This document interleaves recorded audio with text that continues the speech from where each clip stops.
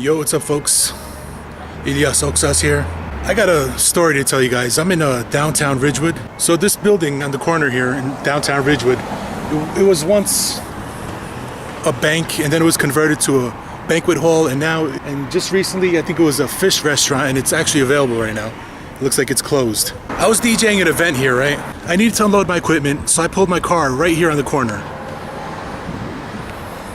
To unload my equipment, I was blocking the intersection. I was really in a bad spot, but I was like, hey, it's just to get my equipment out.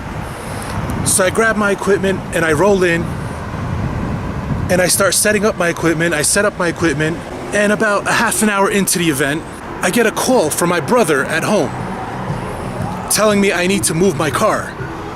I had totally forgotten that my car was parked like that on the corner. I was literally blocking this intersection.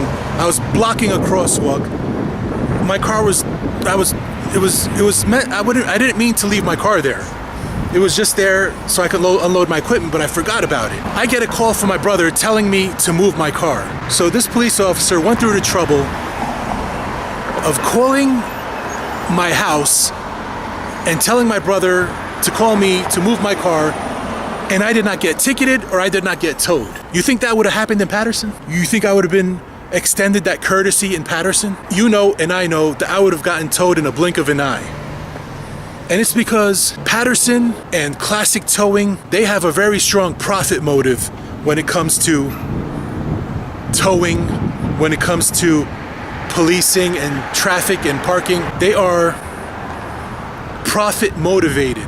Unlike in Ridgewood, they're not profit motivated. I didn't even get a ticket in Ridgewood. The notorious Classic Towing trucks that follow the street sweeper, ready to scoop up your car if you've left your car in the street sweeping zone. If you ever bring up Classic Towing to any politician or any city administrator, it's like their face goes pale, you got an awkward silence, it looks like they're about to soil themselves.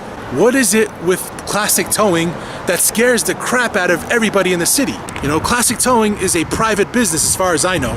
Even though they're the main towing contract in Paterson, Classic Towing is a private business. And I could bet that the owner of Classic Towing is not even a resident of Paterson. I've been towed in New York City before.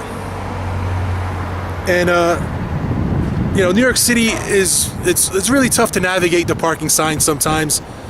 And I've been towed in New York City, and it cost me $100 less to get my car out of New York City's impound than it does to get my car out of Classic Towing. So why does it cost $100 more in Paterson, New Jersey to get your car out of an impound than it does in Manhattan with its extremely high cost of living? Classic Towing and Paterson, their relationship is just another tool to transfer money from the citizens to the government. That's all they do. That's all they care about. Classic Towing is just ready to scoop your car up and impound your car. And I know it happens often because I'm an Uber driver. I drive in downtown Paterson, and I've driven a lot of people who've had their car towed by Classic Towing to go pick up their car at Classic Towing. In a town like Ridgewood, they see my plate and they know I'm from out of town. They know I'm from Paterson, but they still extended me the courtesy of not ticketing my car and not towing my car and just telling me to move it. You think that kind of courtesy would be extended to me if I was in Paterson and an actual Paterson resident? Absolutely not. I've been harassed by traffic police in front of my own house. Harassed and ticketed by Paterson police in front of my own house, where I was standing in front of my house in the car. The police officer pulls up behind me and gives me a ticket for double parking. Now there's a difference between double parking and standing. Standing is when there's a driver in the car, and it's perfectly legal on my street to wait to pick somebody up or drop them off. It's perfectly legal. Double parking, on the other hand, I can get ticketed for, but I was not double parked. I fought the ticket, I went to court, I had proof that I was not double parked, but I was standing. Just the fact that I was with the car. The car happened to be my brother's car, and she took my license and put my license down on the ticket. When I presented that to the judge, Judge McDuffie was the name of the judge. He's a lying sack of potatoes, that guy. I presented it to him. I said, hey, if I was not with the car, how did the police officer know my license number when I was with my brother's car?